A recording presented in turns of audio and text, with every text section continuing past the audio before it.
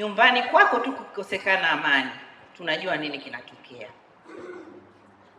si ndio? Siku baba akirudi hana amani, unajua nini kinatokea.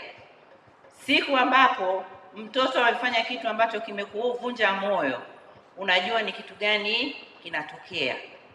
Nchi yetu imeingia dosari, ndugu zangu. Tarehe 29 sio siku ambayo tulitarajiwa iwe kama ilivyotokea. Sasa hivi naweza kusema tuna ulezi wa bata anatangulia, watoto wako nyuma. Kuku anatanguliza watoto mbele, yeye anafuata nyuma. Anahakikisha kama wanaenda mstari huu, basi wote wanaenda kwa pamoja. Ndugu zangu, twendeni tukailinde amani. Bila amani hatutapendeza, hakutakuwa na furaha. Ilifika mahali Dar es Salaam tarehe 30 kwenda tarehe 31, kilo moja ya nyama walinunua kwa shilingi 30,000. Na wewe ulikuwa ukijiuliza shilingi ngapi, mtu anakuambia sogea. Twendeni tukasisitize amani. Twendeni tukaihubiri amani. Nilikuwa namuuliza mdogo wangu Martha, mimi nimeacha kusomesha watoto siku nyingi, hivi lile somo la dini shule bado lipo? Akaniambia lipo na mitihani wanafanya.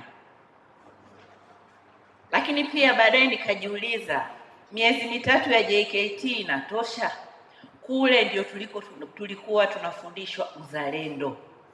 Hakukuwa na mtoto wa rais, hakukuwa na mtoto wa katibu mkuu. Wale walioenda jeshini watakubaliana na mimi, ukifika pale unavaa bukta ya kijani. Wote tulikuwa sawa. Tunakula dona, unakula spinach, unakula harage. Ujanja wako ni jinsi gani utakavodoji siku hiyo usiende kazini. Na hizo zilikuwa zinaitwa mbinu za medani. Turudi tukaangalie utamaduni wetu. Wapi kama kina mama hatufanyi vizuri, twende tukamsaidie rais.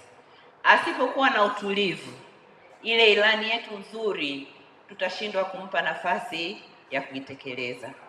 Tukirudi nyuma na kutokujiamini na kutokujibu yale ambayo yanasema kwenye mitandao, na tukafika mahali tukakata tamaa kwa ajili ya yale yaliyojitokeza Oktoba 29, tutamtia mama ambaye tulimpa kwa kura nyingi sana hofu kwamba anabaki peke yake.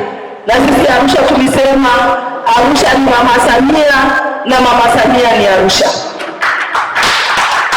Kwa ndugu zangu, niwapeni pole tena kwa ajili ya matukio yale ya Oktoba 29, lakini Oktoba 30 wengi tumekutana na dhoruba, na katika maeneo yetu kwa mara ya kwanza nchi yetu imepata dosari ambayo mimi na wewe tunapaswa kuitafakari kwamba ilijitokezaje.